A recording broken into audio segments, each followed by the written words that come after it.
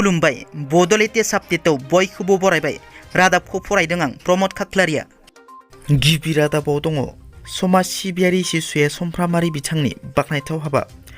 गोख्रों समाज सिबियारि जिसुए समफ्रामारि बिथाङा बावैसो सान सिगां गोब्राब बारहुंखा आरो बरफनि अन्थाइजों न'थिं गब्लंजानाय चिरांनि दरब्रैसो गामियाव प्लास्टिक त्रिपाल राननानै होदों।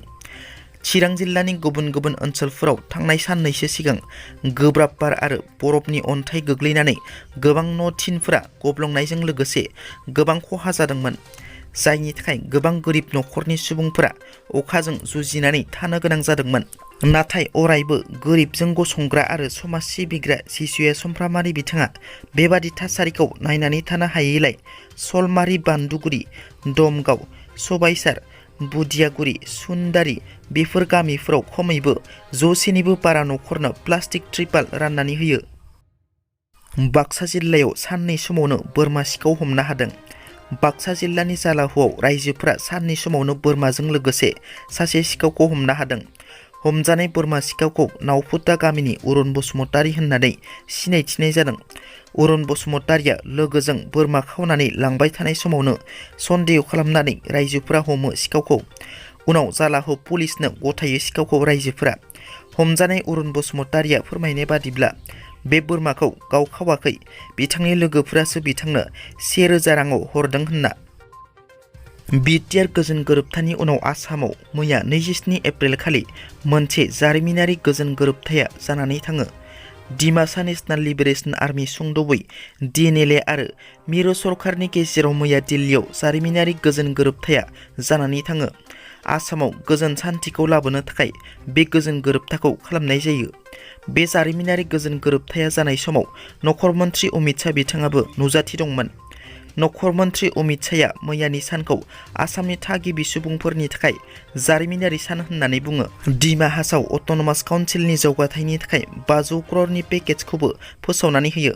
बे गोजोन गोरोबथायाव सागान होनाय समाव आसामनि नखर मन्त्रि अमित शाहजों लोगोसे आसामनि गिबि मन्त्रि डक्टर हिमन्त बिश्व शर्मा, डिमा हासाव अट'नमास काउन्सिलनि गाहाय मावफुं सोद्रोमा, आसामनि DGP आरो मन्त्रि नन्दिता गारल'सा बिथांमोनाबो नुजाथि दंमोन। केरेलायाव मबाइल फन बेरफ्रुनायजों सासे 8 बोसोर बैसोनि हिन्जावसा गथ'नि जिउ खहा जायो। बे जाथाया जादों केरेलानि त्रिशुराव।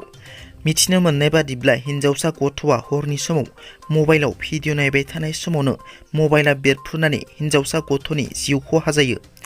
मबाइलनि बेटारिया अभारहिट जानायनि थाखायनो बे जाथाया जादों होननानै मिथिनो मोननाय जादों। जिउ गोमानाय उन्दै हिन्जावसाखौ 8 बोसोर बैसोनि 3 थाखोनि फरायसुलि अशक कुमारनि फिसाजो आदित्यश्री होननानै सिनायथिनाय जादों। क'क्राझार जिल्लानि गसाइगावआव फिसाया गावनि बिसिखौ खास्रि बिस्रि बुथारदों। गसाइगावनि पद्मपुख्रि गामियाव जादों बे खास्रि बिस्रि बुथारनाय जाथाया। फिसाय लक्ष्मण हेम्ब्रमआ जौ लोंनानै गावनि बिसिखौ खास्रि बिस्रि बुथारदों। जिउ गोमानाय साथाम फिसा गोनां आइजोखौ सुमि सरेन होननानै सिनायथिनाय जादों। खौरांनि बादिब्ला जौ फेनानै फैनाय फिसाय लक्ष्मण हेम्ब्रमजों बिसि सुमि सरेना नांज्लायनायाव फिसाय लक्ष्मण हेम्ब्रमआ गावनि बिसिखौ गाज्रियै बुनानै गोब्राब जखम खालामो। गोब्राब जखम जानाय सुमि सरेनखौ न' खाथिनि सुबुंफोरा क'क्राझारनि आर.एन.बि सिभिल हस्पिटालाव थिसननाय जादोंमोनब्लाबो जिउ गोमायो। बे जाथायनि उनाव दायनिगिरि फिसाय लक्ष्मण हेम्ब्रमखौ गसाइगाव पुलिसआ खायो। सिबाया मैया 22 एप्रिल खालि फोसावनानै होनाय मोनसे फोसावलायनि बादिब्ला थाखो 9 नि अनलाइन रेजिस्ट्रेशना फैगौ 1 मेनिफ्राय जागायजेननानै 15 जुनाव जोबनानै थांगोन। सिबाया हाइ आरो हायार सेकेन्डारि स्कुल्सफोरखौ थाखो 9 नि रेजिस्ट्रेशनखौ आबुं खालामनो खावलायदों। बेनि गेजेरावनो अनलाइन रेजिस्ट्रेशननि फिसखौ 8 मेनिफ्राय 19 जुननि गेजेराव आबुं खालामनो खावलायदों। आरोबाव 20 जुनाव अनलाइन रेजिस्ट्रेशन खालामनाय गासै फरायसाफोरनि फारिलाइखौ साननाय जागोन। दिनैनि रादाबा एसेनोसै। नोंथांमोना जुदि आंनि रादाबखौ खोनासंनानै मोजां मोनदोंब्ला अन्नानै लाइक, शेयार आरो साबस्क्राइब खालामनो दाबाव। गोजोन्थों।